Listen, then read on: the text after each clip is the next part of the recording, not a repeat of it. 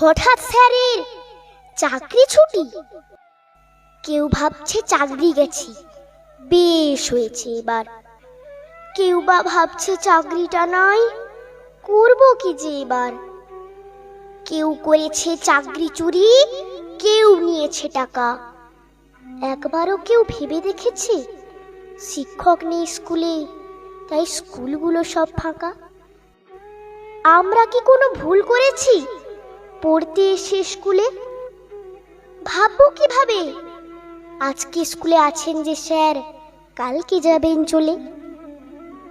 জড়িয়ে ধরে বললেন, স্যার আসবো না আর স্কুলে। হঠাৎ স্যারের এমন কথা বুঝতে পারিনি খুলে।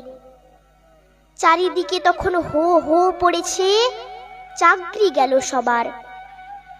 ক্ষতিটা যে কার হলো জানি না, ডুবলো ছাত্র সমাজ, এবার ডুবলো ছাত্র সমাজ।